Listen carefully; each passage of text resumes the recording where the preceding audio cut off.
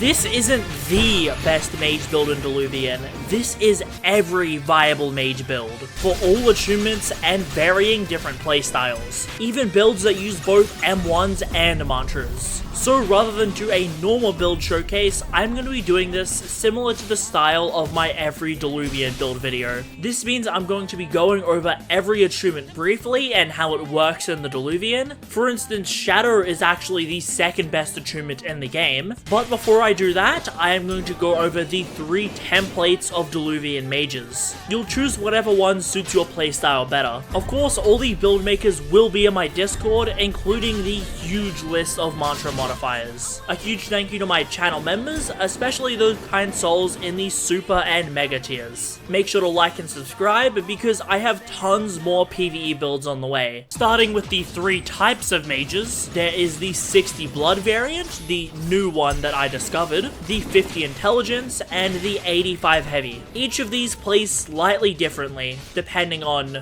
how skilled you are and what sort of Diluvian build you're after. For all of these templates, I'll have the stat order on screen. Just replace the word attunement with the primary attunement that you're going, and you'll want to Shrine of Chance Brick Wall before you Shrine of Order. Starting off with the new meta of 60 blood rend. The existence of blood actually removes the need for intelligence on the build, because this gives you access to better damage. Intelligence did 3 useful things to the Diluvian. It gave you prediction, which was really good for the Golem AI on waves like 31. However, with the current state of Diluvian, golems will kind of aggro on anything, so there isn't much of a need for prediction anymore. The second thing was Perfect Flash, giving you bonus 25% damage while you're at full HP, but the weakness to this was you very often were only full HP at the start of Diluvian waves. And the final thing was Water Off a Duck's Back. This just allowed you to vent the no mantra status condition in Diluvian.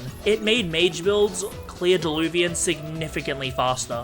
While Blood Rend can't replace prediction, as we discussed, it's not as powerful as before due to the bugged AI. However, Blood Transfusion can replace Water Off a Duck's Back, as on critical you will transfer all status conditions, so it's just as good. And to replace Perfect Flash, we have Rush Hour, giving you a 15% damage boost to mantras, and Flame Within, which gives you a 10% damage boost. These two together allow you to have Perfect Flash at all times. The only downside is a little bit of health drain, but you honestly won't notice that. The higher damage is far more worth it since you'll be health packing more frequently. Just toggle off Rush Hour if there's a singular tough enemy that you can't defeat. Having 40 Flame Charm also gives you access to Graceful Flame. Placing this down can allow you to regenerate your armor and natural armor, and by putting Vibrance on it, you can have an AoE heal, giving the build even more sustainability. This is by far the best if you're skilled enough to deal with the health drain.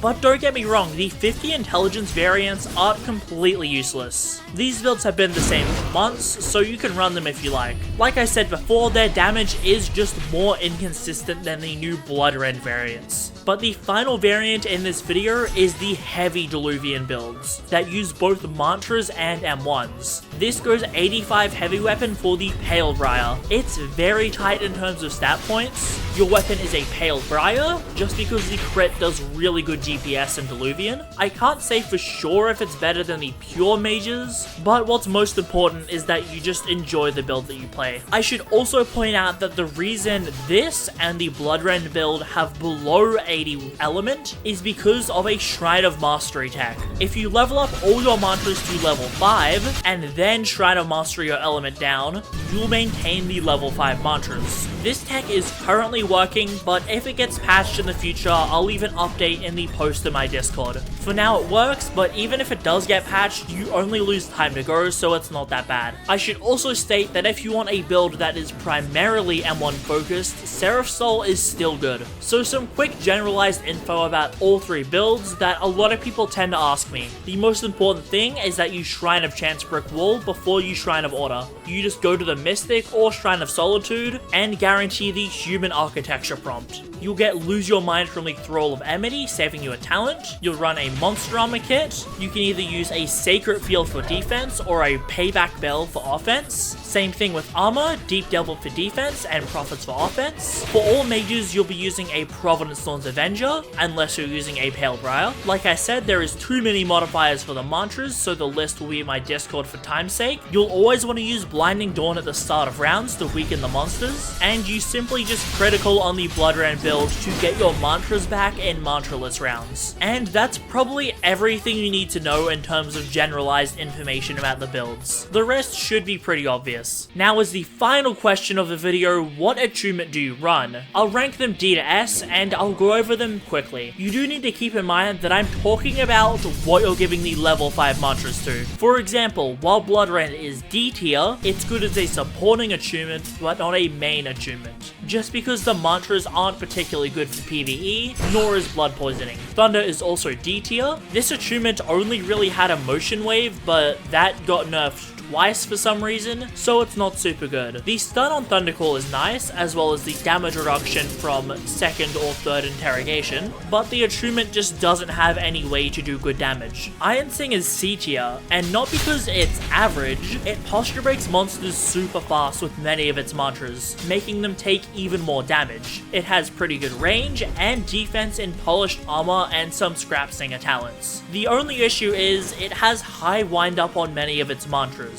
This just makes it not optimal for farming or getting you out of tough situations. It's a very good attunement to run if you don't care about times. B is Frost Roll. This attunement has really good sustained DPS with Warden's Blades and Ice Block. Many people think it's good because you can also run a Gran, but Gran is a really bad PvE weapon. Most of its damage is from Crystal Shrapnel, simply allowing you to get exponentially more crystal procs the more enemies there are around you. The attunement also gets Reclaimed Glass and Orbital Ice for more defense. The only main issue with the base attunement is range, however Dread Breath can fix this. A is Flame Charm. This is mostly carried by Relentless Flames and Flame Sentinel. Relentless Flames is just a pretty long-lasting mantra that does high damage, and Flame Sentinel simply attacks independently from whatever you're doing. So if you're getting stunned by, say, Squibbos, it will still attack them, and does relatively good damage. Flame Charm also has Eruptions that do pretty nice AoE, and the Fire Eruption mantra to allow you to guard break humanoids easily. Not to mention this attunement also gives you Flame Within and Graceful Flames. Now by far the biggest sleeper attunement in the game is Shadowcast. This is solely carried by Eclipse Kick, arguably the strongest mantra in the game if you can hit it. It will one-tap most weaker Diluvian mobs and easily posture break any others. You also do have Shadow Seekers for single target, but it's not as good. Since you'll drain enemies' ether, you'll have infinite ether to cast mantras as well, and you can even get the Black Hole talent to pull things in.